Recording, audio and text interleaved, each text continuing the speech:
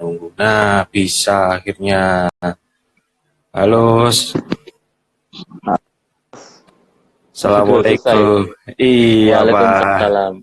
Gimana Iya, ya. kabarnya, Kita Pak? baik, alhamdulillah. Oh, ini tadi Force Close sendiri kayaknya ada aplikasi screen recorder. Jadi screen recordernya saya matikan ternyata bisa. Jadi ternyata Oh ada. ya. Jadi ini enggak pakai screen recorder aja, Pak. Baik, Pak Alvan. Oke, Mas. Siap, sehat, Mas. Gini, ini kan apa ya? Kemarin hari Selasa atau langsung aja deh, atau kita perlu sapa lagi nih? Kita sapa dulu teman-teman yang sudah bergabung. Ada beberapa teman dari TDA Padang Panjang, dari TDA Surabaya ataupun bahkan TDA Mm-mm. Nasional yang sudah bergabung di Siap. sini. Iya. Eh, Harapannya hari ini kita bisa sharing-sharing, Pak, saling menguatkan karena Corona ini ngeri-ngeri sedep gitu, Pak. Ngeri-ngeri sedep. Jadi Iya. dibilang serius ya serius, dibilang nggak serius tapi kenyataannya serius gitu, Pak. Jadi gini, Oke. kemarin kan hari Selasa Presiden Doni Kris sudah bercerita sedikit Iya. tentang Iya, betul. BCM ya, Pak ya. Nah, Iya, kabar iya. yang mengejutkan hari ini adalah dolarnya 16.000, Pak. Monggo, Pak, gimana kira-kira apa saja sih yang diperlukan mulai dari mental, kemudian action-action apa, sikap-sikap apa yang perlu disiapkan oleh teman-teman supaya bisnis kita itu bisa terus bertahan di tengah uh, apa ya tantangan corona ini. Gitu. Monggo, Matikan Pak aja. Alvan. Halo, Mas. Mas Febri, suaranya putus-putus ya, Mas? Kurang jelas tadi. Oh, suara saya putus-putus, Pak. Eh, putus. Putus nyambung, putus nyambung. Oh, mungkin sinyalnya kurang bagus. Padahal saya pakai WiFi, Pak. Ya. Kalau punya saya gimana, Mas? Jelas ya? Suaranya jelas, Pak Alvan. Jelas. Oh ya, oke. Saya menyapa dulu teman-teman TDA semuanya. Selamat malam.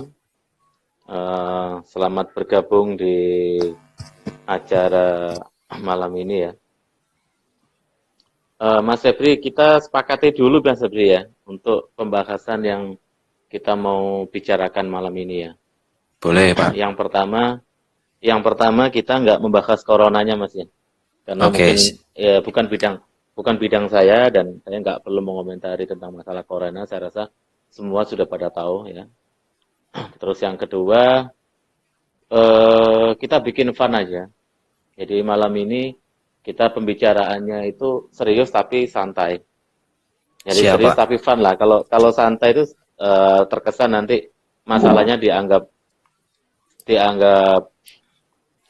santai, tapi kita fun, happy aja kan gitu.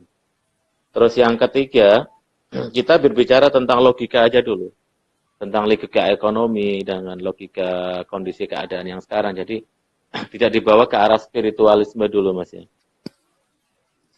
Dan yang terakhir nanti kita bahas secara spiritual. Kira-kira itu yang kita sepakati dulu supaya nanti pembicaranya nggak melebar kemana-mana. Oke, Jadi betul, Pak. apa yang mau ditanyakan dulu apa Mas Febri? Eh Ya, yang pertama, kalau informasi terkait dengan corona kan sudah banyak beredar, Pak. Tapi bagaimana kita mensikapi satu informasi itu, bagaimana kita sebagai pengusaha kan informasinya kan banyak itu, Pak. Menurut Pak Alvan seperti apa itu, Pak? Oke. Yang pertama gini, kita harus punya keyakinan, punya keyakinan yang kuat bahwasanya badai ini pasti berakhir. Ya, itu dulu yang harus kita pahami. Setiap masalah apapun, kalau kita jalani dengan semangat dan kita percaya bahwasanya akan ada titik akhirnya, maka masalah ini pasti berakhir. Yang penting yang pertama jangan panik aja dulu ya. Jangan panik, itu dulu. Yang kedua adalah kita harus melihat situasi, perkembangan dari hari ke hari, dari minggu ke minggu. jam per jam kita harus lihat perkembangannya. Dan kalau saya lihat perkembangannya makin ke sini makin ke sini ya memang makin nggak baik. Dan itu sesuai dengan prediksi saya kurang lebih 1 bulan yang lalu. Ya, sedikit prediksi saya sudah bulan yang lalu. Jadi ketika virus ini muncul di China, itu saya sudah memprediksi ini akan bakal terjadi di Indonesia. Jadi ternyata bukan hanya secara ekonomi karena negara ini sudah global ya. Jadi bukan hanya internet aja yang tersambung ke seluruh dunia, tapi virus juga bisa tersambung ke seluruh dunia, kan itu. Jadi yang saya lakukan adalah saya langsung memitigasi masalah, Mas. Jadi memitigasi masalah, kira-kira ini masalah ini berapa lama sih yang akan terjadi kan itu. Seandainya virus ini masuk di Indonesia.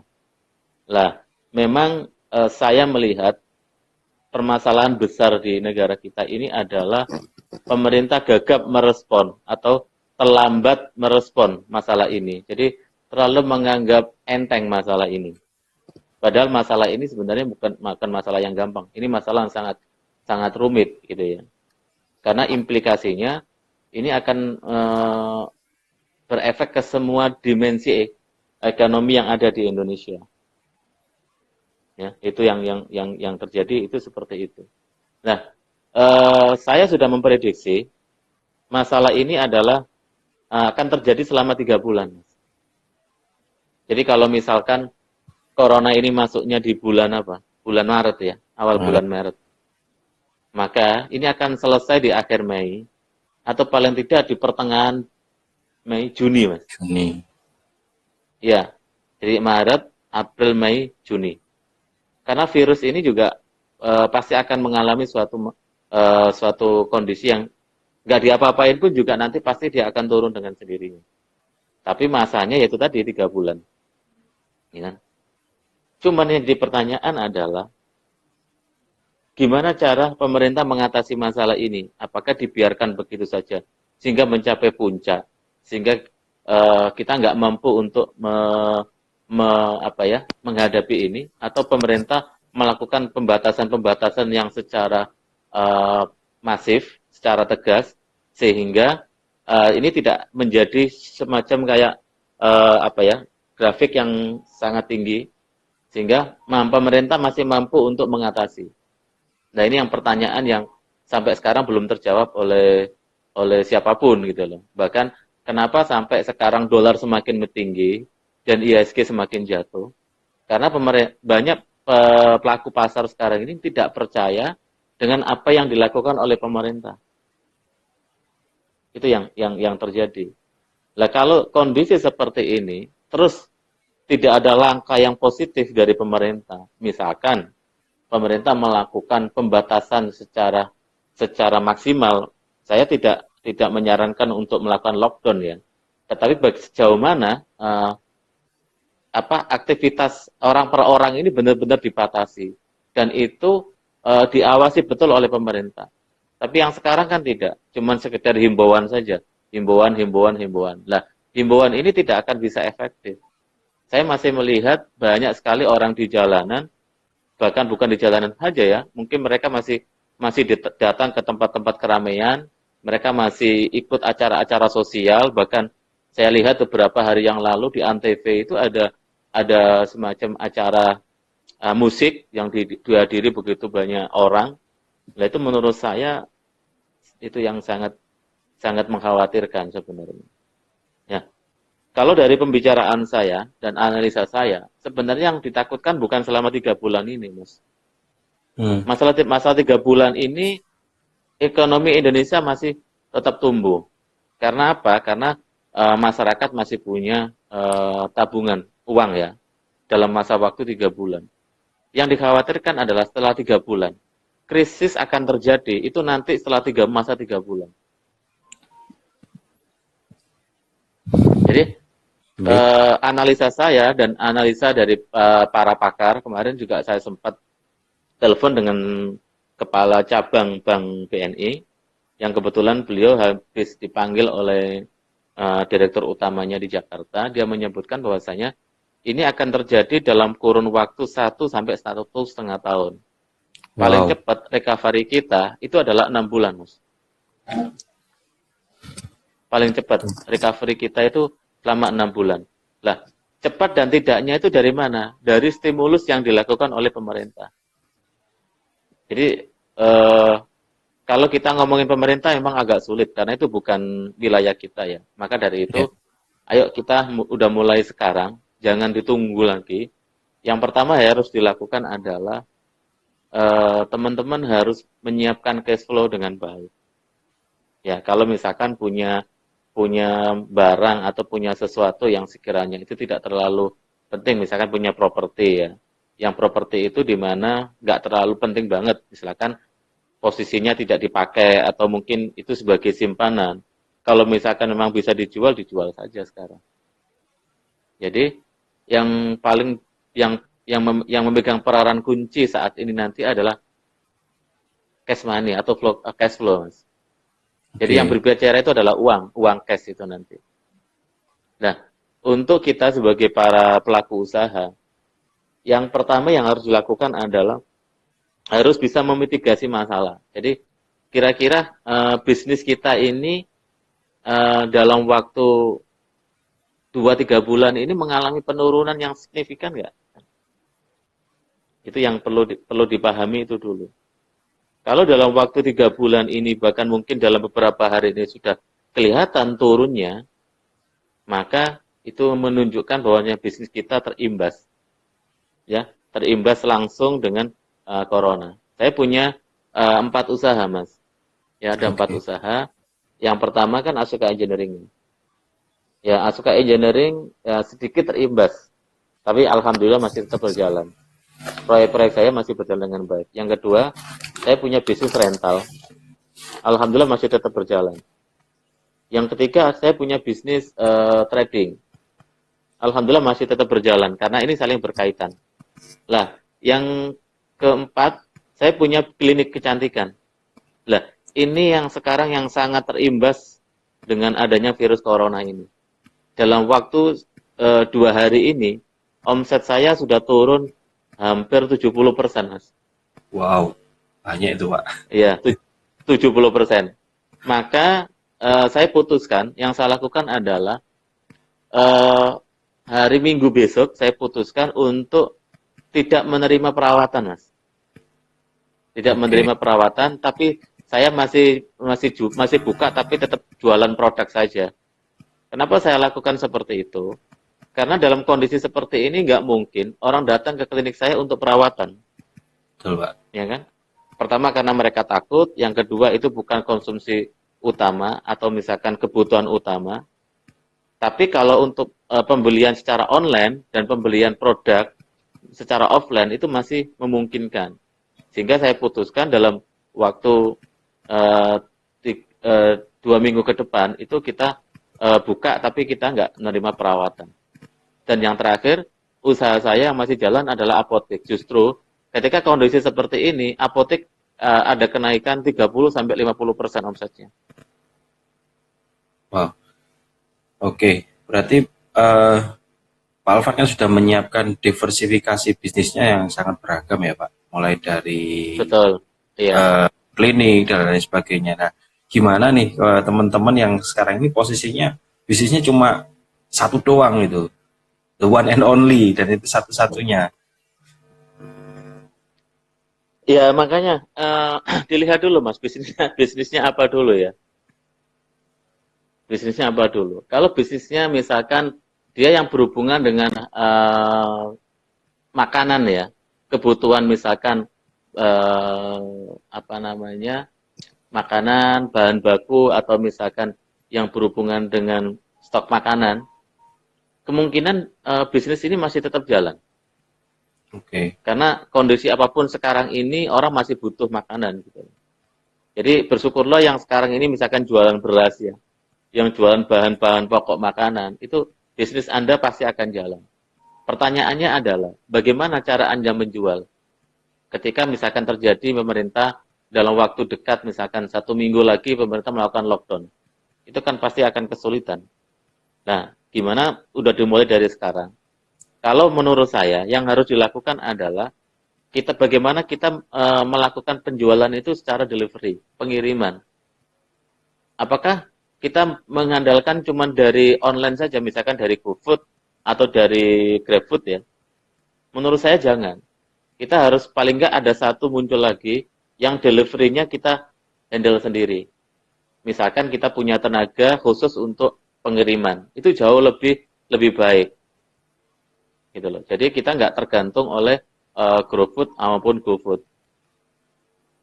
Jadi kalau yang sifatnya jualan makanan yang sekarang mengharapkan orang untuk datang, maka siap-siap omset Anda akan turun mungkin 50% lebih ya.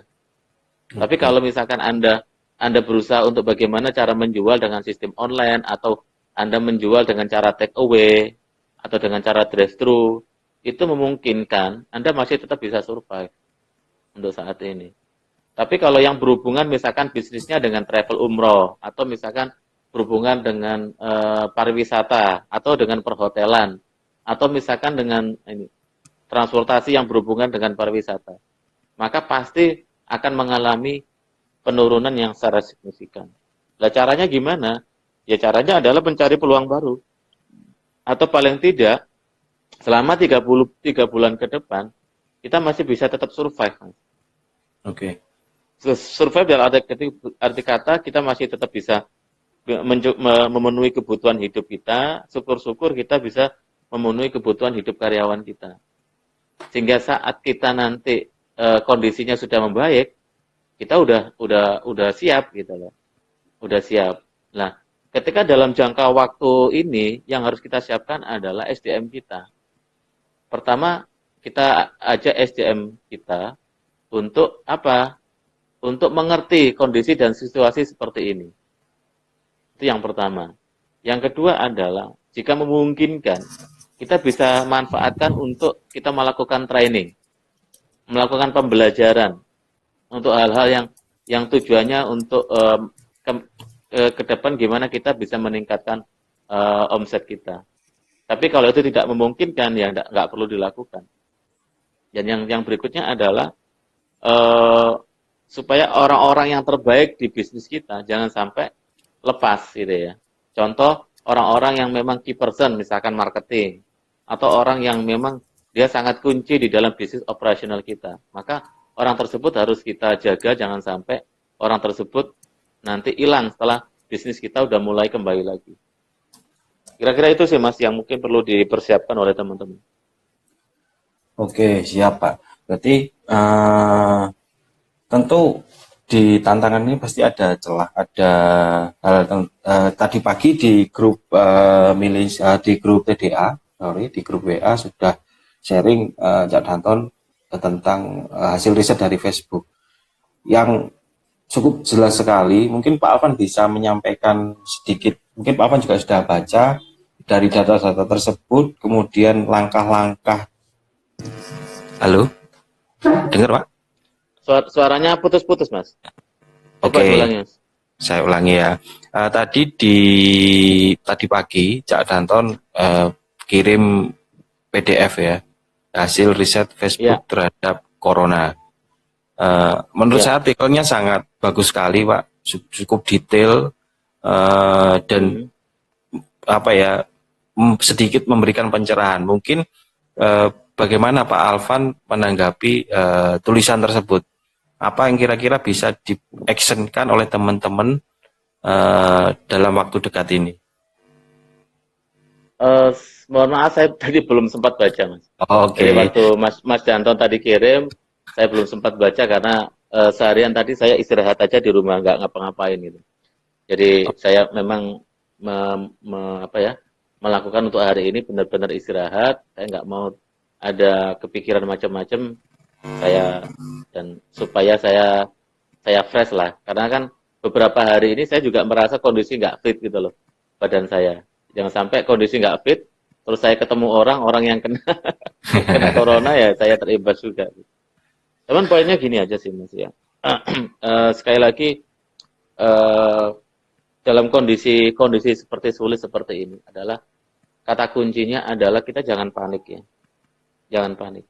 Sekali lagi jangan panik. Karena nanti kalau kita panik, maka kita akan melakukan tindakan-tindakan yang irasional, yang tidak rasional, yaitu yang berbahaya. Ya. Terus yang kedua adalah dalam kondisi seperti ini itu memang cash flow Mas yang penting. Jadi saya sudah lakukan 1 bulan yang lalu. Kebetulan ya karena memang perusahaan saya mau nggak mau memang didanai oleh perbankan ya. Ya syukurlah kalau teman-teman yang memang bisnisnya tidak perlu utang bank itu bagus. Tapi nggak semua bisnis saya pakai utang bank. Ada beberapa bisnis saya yang sama sekali tidak ada utang bank. Cuman satu aja dari bisnis saya yang ada utang bank. Karena memang nilai yang ditangani atau kapasitas yang kita tangani memang sangat besar sekali. Nah, 1 bulan yang lalu saya sudah menyiapkan kurang lebih kira-kira 3 bulan yang akan datang itu kita punya kebutuhan dana berapa sih gitu. Kita bisa menghitung kita karyawan kita berapa. Terus kebutuhan misalkan dana kita untuk menggaji karyawan selama 3 bulan ke depan itu berapa. Terus biaya operasional berapa. Terus kira-kira untuk biaya yang tidak terduga berapa. Jadi kita bisa menghitung. Jadi kira-kira selama 3 bulan ke depan, atau katanya Mas Janton itu, kita harus siapkan 6 bulan, bahkan untuk 1 tahun ke depan, itu harus kita siapkan mulai dari sekarang. Yeah. Tapi kan nggak semua bisnis itu kan langsung anjlok Mas. Ya, Betul, ada yang pelan-pelan, ada yang gradual pelan-pelan gitu. Tapi hampir semua bisnis sekarang ini semuanya mengalami penurunan Mas. Kecuali yang berhubungan dengan kesehatan. Ya. Contohnya apotek saya itu justru malah saat ini justru omsetnya lagi tinggi-tingginya gitu loh. Atau yang punya bisnis kesehatan misalkan rumah sakit, saat ini pasti mengalami omset yang sangat tinggi. Jadi yang perlu dilakukan oleh teman-teman adalah kalau memang bisnisnya tidak memungkinkan untuk diteruskan, atau misalkan kondisinya tidak memungkinkan untuk terus buka, mending ditutup sementara. Ya, harus tutup sementara. Enggak apa-apa. Pasti nanti akan ada protes dari karyawan. Terus gaji saya gimana? Terus kebutuhan saya gimana? Nah, sampaikan aja, ya perusahaan tetap akan memberikan pegaji, tapi mungkin tidak sebesar ketika mereka harus ngantor atau mereka harus kerja. Misalkan kalau yang saya lakukan adalah saya akan memberikan gaji pokok mereka. Tapi kayak misalkan tunjangan makan atau tunjangan transport, ya otomatis tidak diberikan. Gitu ya. Itu yang perlu dilakukan. Karena kalau kita tetap buka, sementara pelanggan tidak datang ke tempat kita, itu kan tidak mungkin. Malah justru pengeluaran kita jadi besar, tetap besar, sementara pemasukan tidak ada. Terus yang kedua adalah ada kemungkinan bisa karyawan kita tertular. Dalam proses perjalanan mereka pulang pergi, terus mereka ketemu dengan orang di dalam perjalanan atau mungkin pas mereka lagi makan, itu bisa terjadi. Sehingga cost recovery yang harus kita tanggung jauh lebih besar lagi. Ya. Jadi kalau memang musikan masih bisa dibuka, loh kenapa nggak dibuka aja gitu. Tapi kalau memang sudah nggak memungkinkan, ya menurut saya mending ditutup. Maksudnya ditutup di sini adalah bukan ditutup untuk selamanya ya. Tapi kita buka, misalkan kita tutup selama 14 hari ke depan. Kenapa 14 hari ke depan? Karena masa inkubasi virus itu kan 14 hari, Mas. Iya, betul, ya kan? Dan yang saya prediksikan adalah akan terjadi puncak itu akan di angka 10 hari ke depan sampai 14 hari ke depan. Jadi kalau sekarang misalkan tanggal berapa ini? Sekarang tanggal 20. 19 ya. Tanggal 19, maka tanggal 29 atau tanggal 30 itu terjadi lonjakan yang sangat besar sekali. Itu yang perlu kita antisipasi. Maka daripada nanti kita juga akan terlibat di dalam lonjakan itu, mending kita berusaha mengurangi aktivitas kita. Terus pertanyaannya gimana dengan marketing? Ya tergantung marketingnya mau yang di ini seperti apa. Kalau untuk brand awareness, enggak apa-apa, masih tetap dijalankan. Misalkan kita tetap munculkan di Instagram. Kalau misalkan harus pakai pasang baliho yang sudah terlanjur pasang, ya tetap pasang aja, jalan nggak apa-apa. Untuk brand awareness, itu menunjukkan supaya bisnis kita tetap jalan, gitu loh. Yeah. Tapi kalau kita sama sekali tidak melakukan marketing sama sekali, orang menganggap kita ini tutup, kita ini udah kolaps. Lah kalau persepsi orang tentang bisnis kita kolaps, maka nanti kita untuk meleverage lagi bisnis kita setelah kondisinya membaik itu jauh lebih sulit. Ya, Gitu loh. betul. Nah, yang dikhawatirkan kan gini ya.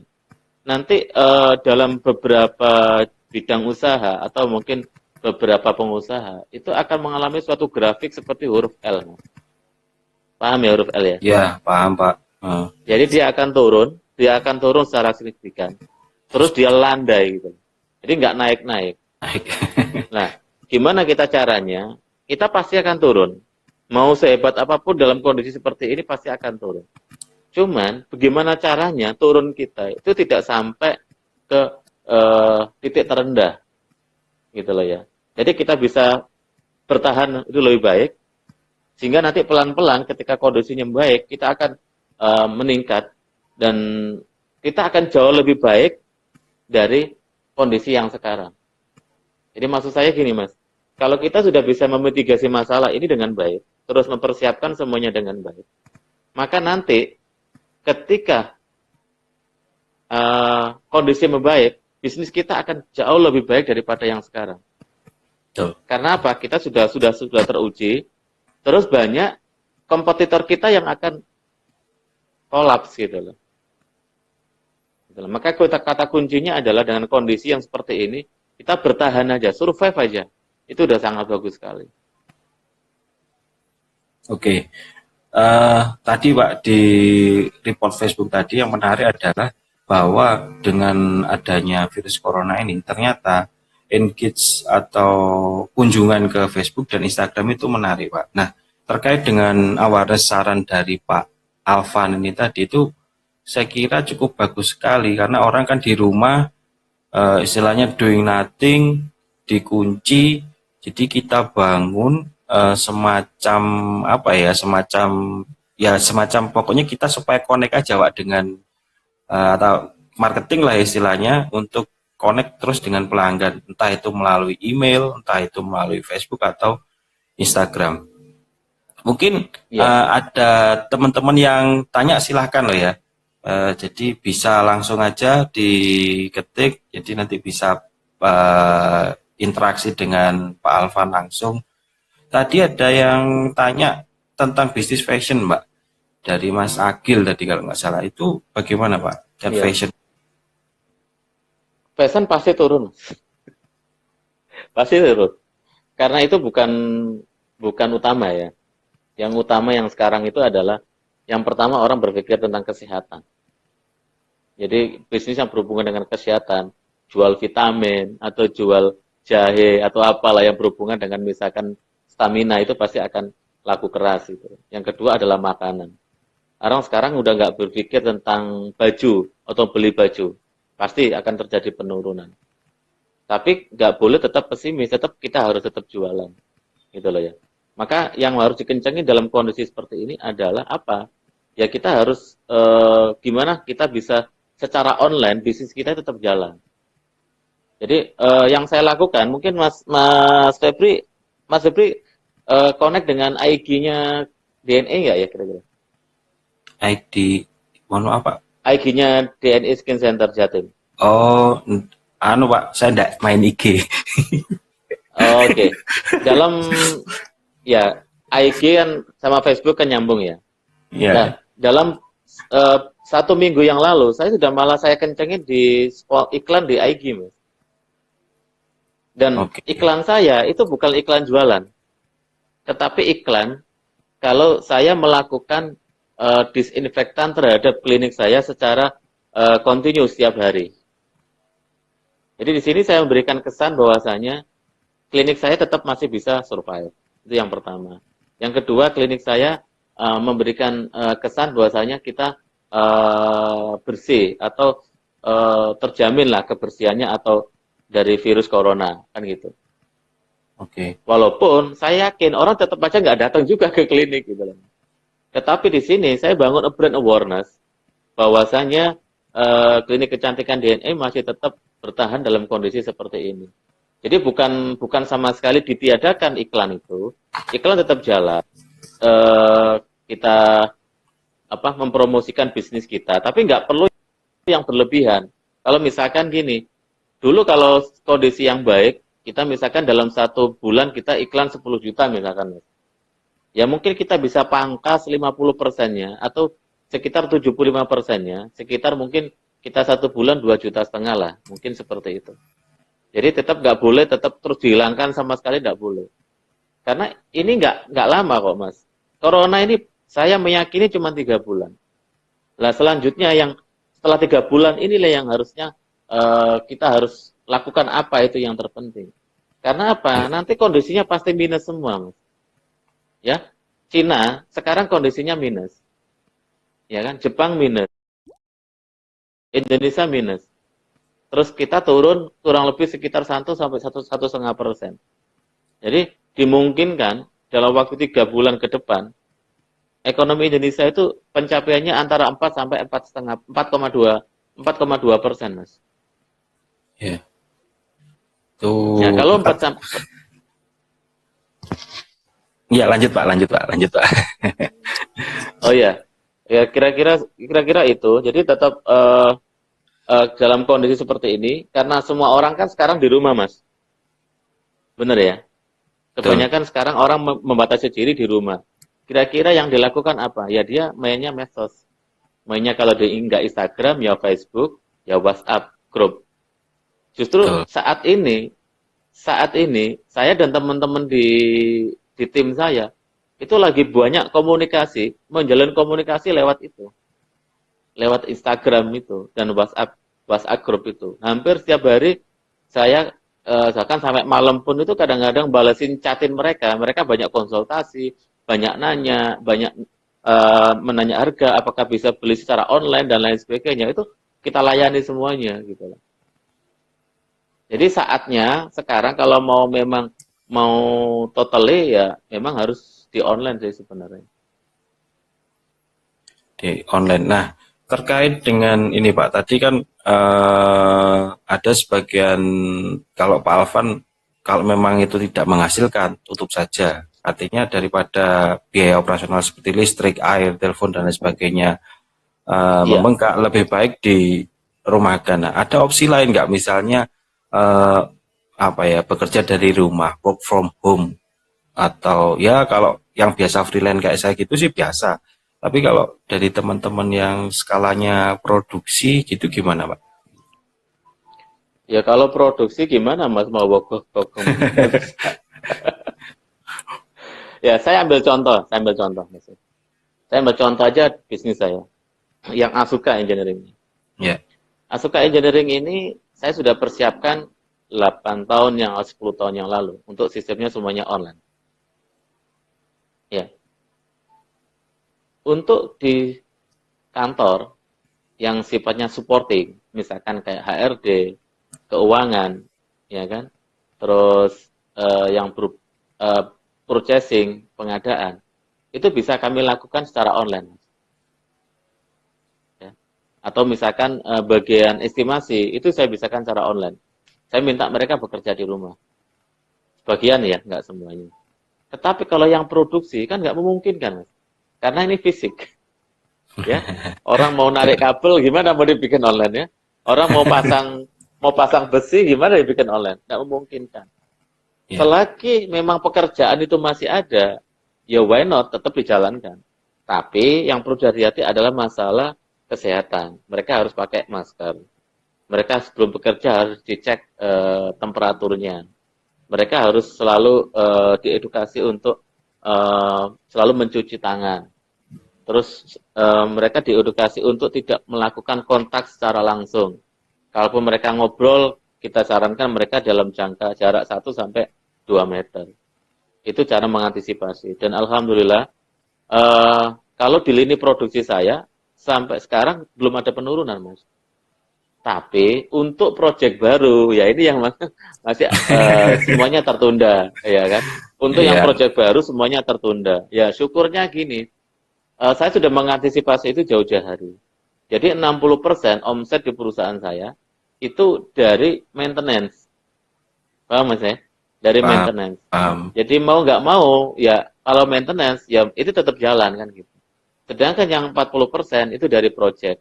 Nah, terjadi penurunan di project turun 50%. Berarti tinggal berapa, Mas? Tinggal 2%, kan? betul. 2% tambah 60%, berarti penurunan perusahaan saya itu cuma 2%. 80%-nya masih bisa berjalan dengan baik. Nah, baik Pak Alvan, ini ada yang tanya ini, ayam geprek juara Surabaya. Tanya, kiat tadi mungkin nggak ngikutin. Kiat survive untuk di kuliner bagaimana Pak? Kalau Ayang masih ngandelin dine-in aja. Ya, makanya kan, kalau kondisi seperti ini, kan saya bilang dari kemarin di grup juga ya, kita harus berani untuk keluar dari kebiasaan. Ya, jadi kita harus berpikir off of the box ya, kalau dalam kondisi seperti ini. Kalau kita hanya berpikir dine in saja, saya pastikan omsetnya pasti turunnya drastis. Orang akan takut untuk datang ke, bukan mereka takut dengan makanan kita, enggak ya. Mereka takut di dalam perjalanan atau pas makan di tempat kita, mereka tertular.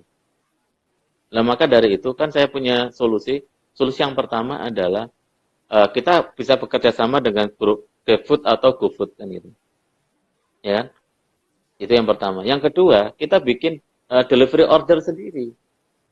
Yang mungkin jarak radiusnya mungkin sekitar 1 sampai 2 kilo.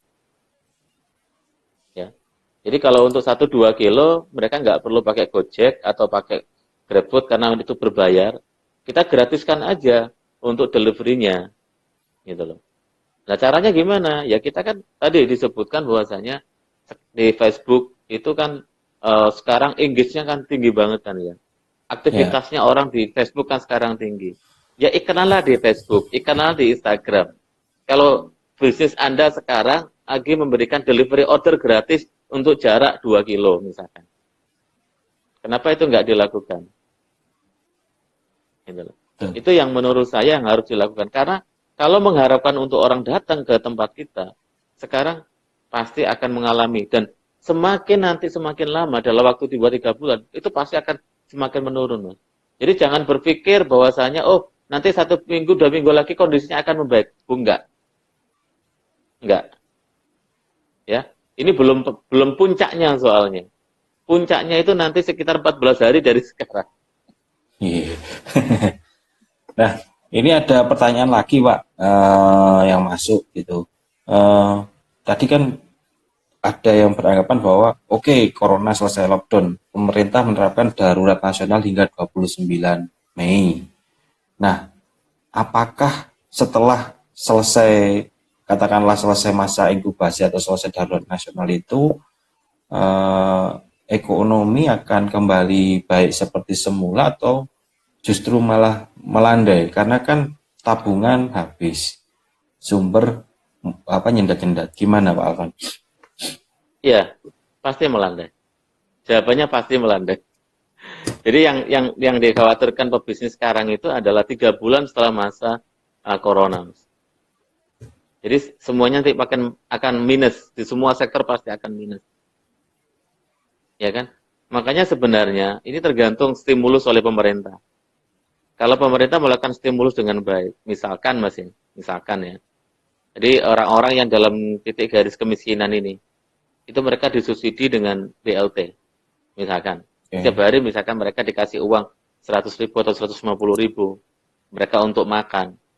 Ini akan cepat untuk recovery ini. Selanjutnya adalah insentif pajak.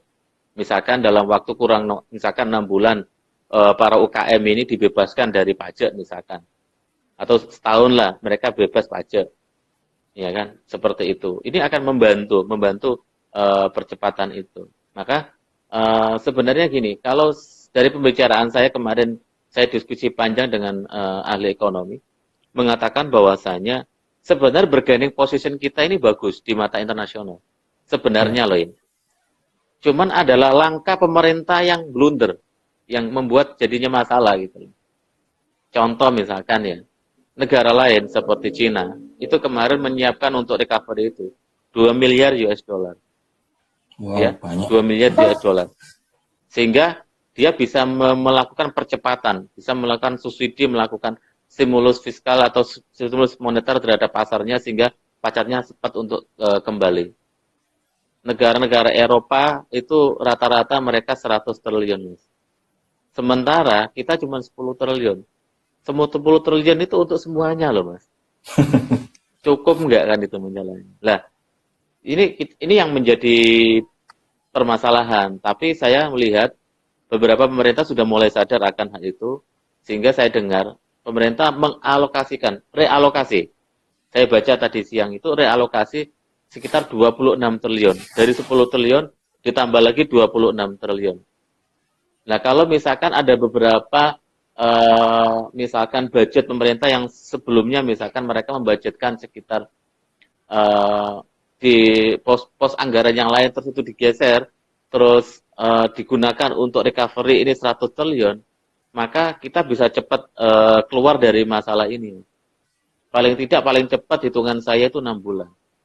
Paling lama satu setengah tahun. Paling lama lah ya. Maka ya kita berdoa saja semoga pemerintah sadar bahwasanya kebijakan-kebijakan yang kemarin dia lakukan itu sebenarnya kurang tepat. Gitu. Kurang tepat. Harusnya yang dilakukan kemarin itu bukan ke pariwisata atau misalkan untuk efisiensi insentif pajak. Yang dilakukan pertama harusnya adalah memberikan insentif ke masyarakat yang dalam kondisi yang mau miskin itu loh, Mas. Kan ada yang sudah miskin dan yang mau miskin. Lah yang mau miskin ini dalam kondisi sekarang jadinya miskin. Lah kalau itu tidak disubsidi, tidak dibantu, maka itu yang akan nanti menjadi beban pemerintah dan termasuk pengusaha seperti kita. Mereka nggak ada uang untuk belanja, misalkan beli makan di ayam geprek juara gitu misalkan. Nggak ada uang. Tapi kalau mereka disubsidi, setiap hari mereka dapat misalkan 100.000 lah untuk makan. Saya yakin masih cepat lah recovery. Oke, lanjut ke pertanyaan selanjutnya, Pak. Ya. Kan dolar ini kan naiknya 16.000 gitu, Pak. Wow, gitu kan. Kira-kira perlu nggak tarik uang yang ada di bank gitu? Nggak perlu tarik uang secara ini. Jadi kita sesuai dengan kebutuhan saja. Toh uang kita juga bukan uang dolar, Mas. Kebanyakan para UKM ini kayak uangnya bukan dolar kan. Uangnya juga rupiah kan itu. Kecuali kalau yang ada yang punya beberapa dolar, saya alhamdulillah pas 13.500 itu saya belanja dolar, Mas. Gitu. Yeah. Jadi kondisi seperti sekarang ya sudah lumayan lah untungnya. Ya, waktu itu karena saya meyakini pasti akan ada kenaikan. Tapi kok ternyata naiknya luar biasa. Jadi gini, kalau kita berbicara masalah dolar, ini bukan hanya karena masalah fundamental ekonomi Indonesia saja. Ini ada yang bermain. Ya, ada yang bermain. Jadi para korporasi-korporasi besar, bukan hanya yang di Indonesia, ini yang dari luar, ini juga memanfaatkan kondisi ini. Ini persis terjadi seperti tahun 98. Ya, persis terjadi tahun 98. Cuman bedanya, kalau 98, kondisi ekonomi kita benar-benar rapuh. Artinya, kondisi perbankan kita itu sangat buruk sekali. Berbeda dengan sekarang. Kalau sekarang perbankan kita sudah lumayan bagus. Ya, cuman bagusnya sekarang itu ada cacatnya. Itu yang membuat kita juga agak susah ini gitu loh. Kejadian Jiwasraya itu yang menjadikan banyak korporasi besar itu atau orang-orang yang bermain di non-bank, paham ya maksudnya non-bank ya? Jadi ada semacam investor yang bukan bank gitu loh, Mas. Iya, betul, Pak. Saat ini mereka lah yang menarik uang itu, terjadi rush itu. Jadi ini yang bermasalah. Kalau di masyarakat sampai sekarang alhamdulillah nggak ada rush, belum ada rush. Tapi para pemain-pemain besar yang kemarin mereka injek uang ke Indonesia tanpa melalui bank, ini mereka sekarang lagi rush. Mereka lagi ngambil uangnya mereka. Sehingga otomatis ketika dia mengambil uangnya mereka, ya dolarnya naik. Karena apa? Persediaan di Indonesia pasti berkurang. Gitu. Tapi ya semoga aja pemerintah punya cukup uang untuk menstimulus pasar. Misalkan kayak BI tadi saya lihat sudah melakukan tindakan-tindakan langkah-langkah antisipatif, misalkan dengan dia menurunkan suku bunga kalau nggak salah atau menaikkan suku bunga. Terus dia pasti juga akan melakukan semacam intervensi pasar sehingga dolar pasti akan turun. Maka kemungkinan bisa besok dolar agak turun sedikit, Mas. Oke. Agak turun sedikit. geser ke pertanyaan selanjutnya dari Sam Cakra TDA Malang. Ini beliau bisnisnya kayaknya kena apa tutup ya sama pemerintah karena bisnis di pariwisata. Nah, ada pertanyaan, kalau bikin bisnis baru di saat krisis seperti ini gimana saran dari Pak Alvan? Kalau bikin bisnis baru di saat krisis seperti ini gimana saran dari Pak Alvan? Oke. Kalau pariwisata memang terasa banget ya Mas ya. Masing-masing orang kan pasti punya punya ini ya, punya keahlian atau punya kemampuan atau punya eh, sesuatu yang mungkin selama ini mereka belum lakukan. Ya contoh misalkan gini, katakan kita berbicara tentang komoditi Mas. Komoditi misalkan sekarang yang sekarang lagi banyak marak, kulit dan sekarang kayak empon-empon jahe dan sebagainya kan marak sekali kan gitu. Dan saya yakin di Malang itu kan bahan-bahan seperti itu kan cukup banyak. Ya mungkin sekarang bisa melakukan misalkan jual apa ya, jual kebutuhan bahan pokok. Menurut saya mah itu masih bisa dilakukan gitu loh. Atau misalkan kalau dia punya misalkan transportasi ya, misalkan transportasi. Lah mungkin transportasinya digunakan untuk misalkan bekerja sama dengan beberapa rumah makan atau restoran melakukan semacam kayak jasa pengiriman atau gimana itu kan bisa dilakukan juga, ya kan? Ya, Itu yang mungkin bisa dilakukan. Karena memang tidak mudah Mas melakukan apa namanya semacam perubahan bisnis secara mendadak itu nggak mudah, ya nggak ya, mudah. Dan banyak teman-teman saya juga akhirnya banting setir juga. Ada teman saya yang bisnisnya itu ini ya, bisnis sepatu ya, bisnis sepatu. Saya lihat ya. beberapa bulan ini dia jualannya malah jualan ini, jualan masker sama jualan, sorry, oh ya jualan masker sama jualan hand sanitizer gitu loh. Karena itu peluang yang ada yang bisa dilakukan. Ya memang agak naif juga, tetapi ya mau gimana karena memang beberapa peluang yang ada ya itu gitu. Yang mungkin mereka masih bisa survive gitu. Ya, ya, karena saya juga ada pengalaman menarik Pak terkait dengan ini. Ada beberapa teman yang di bisnisnya Switch itu kemarin dia cetak kemasan masker Pak, jumlahnya cukup banyak. Jadi, sampai saya tanya ke beliaunya gini, Pak, berapa sih dijual? Saya nggak dikasih harga itu Pak, padahal saya nyetak boxnya itu Pak. Nah, ngomong-ngomong terkait dengan ini Pak, terkait dengan apa peluang dan lain sebagainya. Eh, ini ada dari Geprek Juara tanya, borong saham apa saham enggak Pak kalau pas terjun bebas ini. Ya kira-kira kalau duitnya sekarang ini kan duitnya harus di cash is the king Pak. Kalau saham kan lagi turun. Ini waktunya kula atau gimana Pak? Eh, Pertanyaan saya dulu gini, yang yang siapa tadi? Yang geprek coret ya. Selama ini Ya, udah pernah main saham belum? nah, Ya, selama ini udah pernah main saham belum? Kalau benar-benar salah, tolong hati-hati. Ya, tolong hati-hati. Karena main saham itu juga ada ilmunya, nggak mudah juga kan.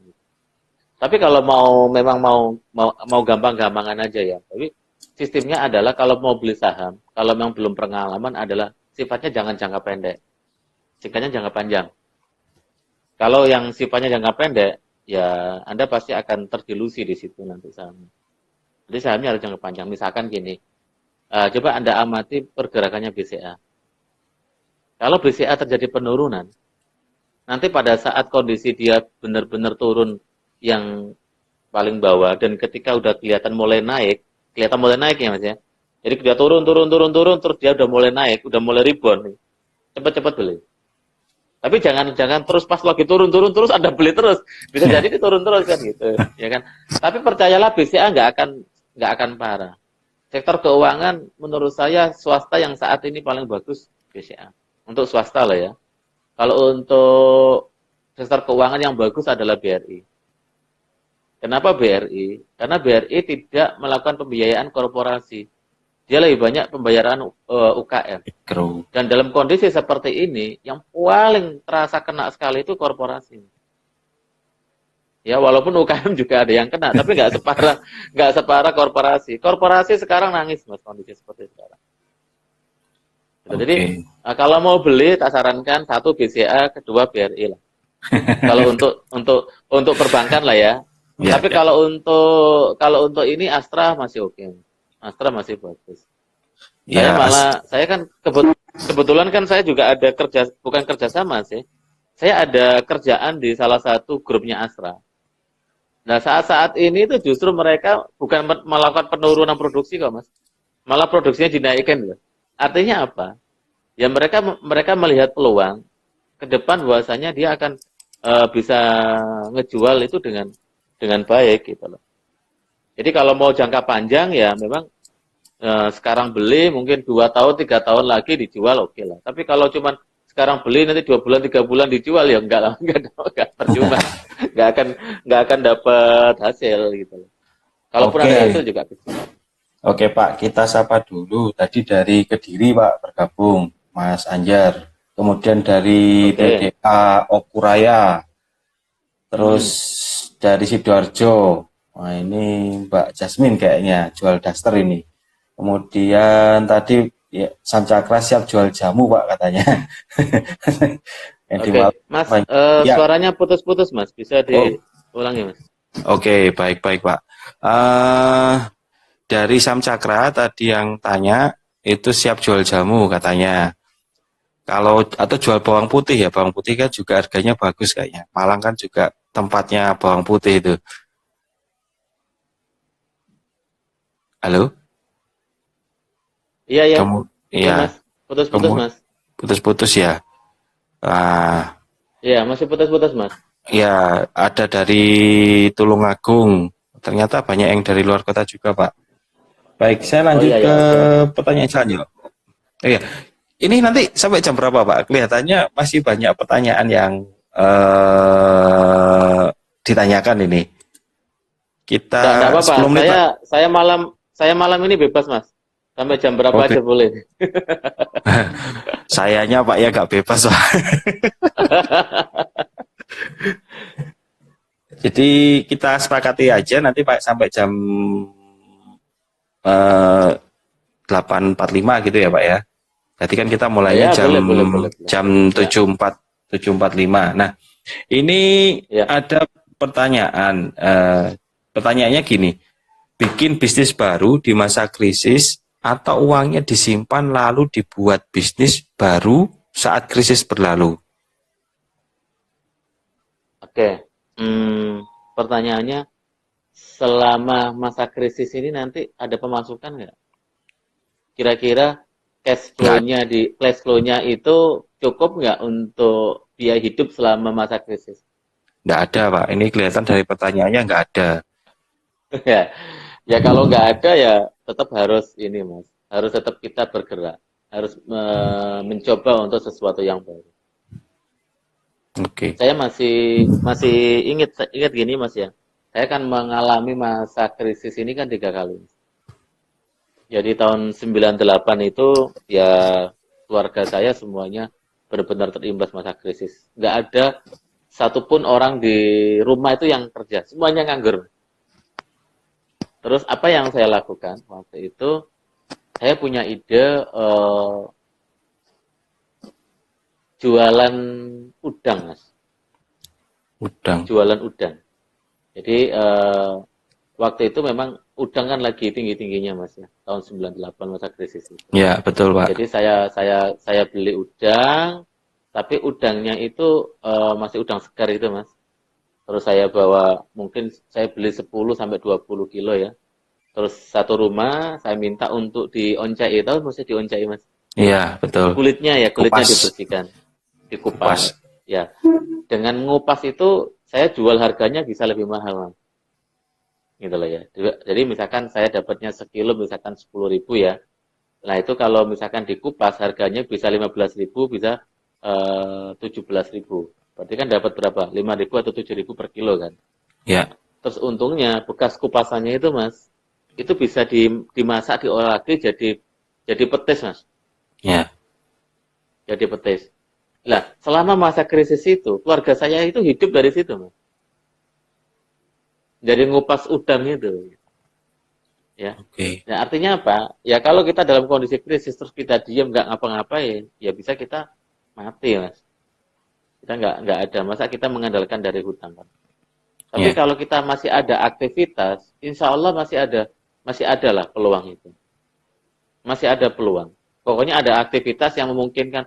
Oh ya ini bisa nih kayaknya ini saya coba jualan ini. Oh ya bisa nih kayaknya saya jualan ini. Dicoba aja.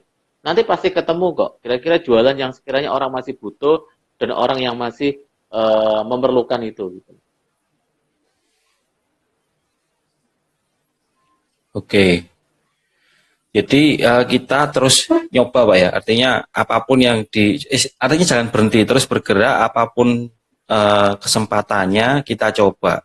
Saya ingat tahun 98 itu kan saya masih SMA, teman saya yang punya tambak udang itu jadi kaya raya Pak. Itu luar Iya biasa. kan? Itu kaya raya itu, beneran itu, jackpot itu. Dia bilang, waduh untung banget bro ini bro, aku pas panen dolarnya lagi 20.000. Waduh. Itu luar Iya. biasa Ya itu Pak makanya waktu itu Pak. berarti kan jelas ya. Di setiap krisis itu pasti ada orang kaya baru dan pasti ada orang miskin baru. Ya. Makanya yang sekarang itu yang lagi tren apa Mas dalam kondisi seperti ini? Ya hal-hal yang berhubungan dengan corona, ya kan? Contoh ya hand sanitizer, masker ya sampai sekarang saya masih jualan itu Mas, gitu ya. Oke. Salah satunya ya kan. Terus yang berhubungan dengan imunitas, misalkan kayak jahe, empon-empon dan lain sebagainya. Madu Mas, laris manis Mas saya Waduh. jualan madu Mas. Loh kenapa nggak dimanfaatkan nih? Cari madu. Misalkan teman-teman yang di daerah Sulawesi, ini kan banyak madu. Atau orang teman-teman yang di daerah Probolinggo atau daerah Bondowoso, itu juga banyak penghasil madu. Atau mungkin kalau di Jawa Timur ini daerah Mojokerto atau Malang, Batu. itu kan banyak Ya. madu ya. Lah kenapa nggak memanfaatkan itu untuk coba ditawarkan ke apotik-apotik, Mas? Apotik-apotik sekarang itu lagi nyari madu loh, Mas. Nah kan Oke. kalau ada yang jualan madu silakan jualan di apotik saya. Atau kalau Wah, nggak itu udahlah naruh aja konsinyasi bagi hasil misalkan taruh di situ berapa saya jual berapa nanti keuntungannya. Itu bisa juga. Dan saya bisa sehari itu bisa lumayan banyak loh Mas jualan madu Mas di apotik Mas. Gitu Mas. Nah, itu adalah peluang ya. Makanya kita ya. dididik sebagai pengusaha itu kan harus peka terhadap situasi. Harus jeli dan jangan malu gitu ya. Contoh kayak Ya. kemarin Mas Purwito kan sempat mampir ke apotik saya kan. Ya, Ya. apotik saya. Dan Mas Purwito tahu, saya juga kerja di situ. Saya bantuin jualan, saya juga apa namanya itu ngasih semacam kayak saran-saran atau masukan ke pelanggan. Misalkan, Bu beli ini aja, Bu ini bagus, ini dan sebagainya. Kayak gitu kan. Jadi walaupun kita sebagai pemilik perusahaan atau bos di perusahaan, jangan pernah kita malu melakukan apa saja. Yang penting itu untuk kebaikan kita dan untuk kebaikan karyawan kita. Gitu. Jadi saya Oke. walaupun ya mohon maaf ya sudah punya beberapa perusahaan, tapi saya tetap mau melakukan hal-hal yang mungkin orang tidak mau lakukan. Gitu loh. Karena dalam kondisi seperti ini, buang ego itu ya, ego pribadi, malu, sungkan atau merasa loh saya kan bos di pimpinan, terus masa saya mau jualan ini? Itu nggak penting dalam kondisi seperti ini. Gitu. Oke.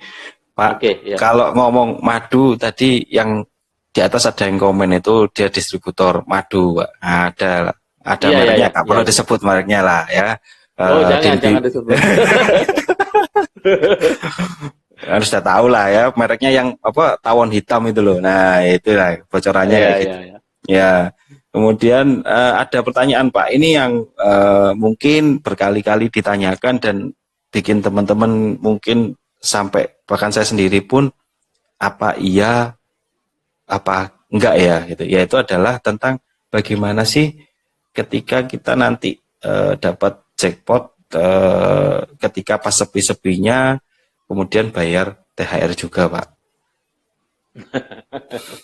Nah ini Ya, gimana Pak? Ini jadi apa ya? ya Ya, memang ini ya menjadi dilema ya buat ya ya, mohon Mas. maaf Pak. Ya, ini pertanyaan yang krusial. Krusial terus kemudian terputus. Kelihatannya ngeri-ngeri sedap ini Pak. Iya. Monggo Oke, Pak Alvan. masalah THR Mas ya, masalah Ya. THR. Yang pertama kita niatkan aja dulu Mas. Kita niatkan bahwasanya kita bisa bayar, ya. Jangan punya pemikiran, oh nanti saya nggak bisa bayar nih, gitu, ya kan? Lah nanti kalau misalkan pas hari hanya nih mendekati hari H, ternyata kita nggak bisa bayar karena kondisi benar-benar nggak ada, ya kita sampaikan, gitu loh ya. Kita sampaikan ke karyawan bahwasanya kondisinya memang nggak ada, tapi kita tetap akan membayarnya nanti setelah kondisinya membaik, gitu loh Mas. Nah, kalau yang saya lakukan Mas ya, kalau yang saya lakukan adalah, dan pernah saya lakukan juga sebenarnya, itu dulu ketika kondisi perusahaan saya juga kondisi pas mau THR-an itu nggak ada uang Mas. Jadi Oke. saya bayarkan separuh dulu Mas, separuh separuh dulu. Jadi Separuh dulu.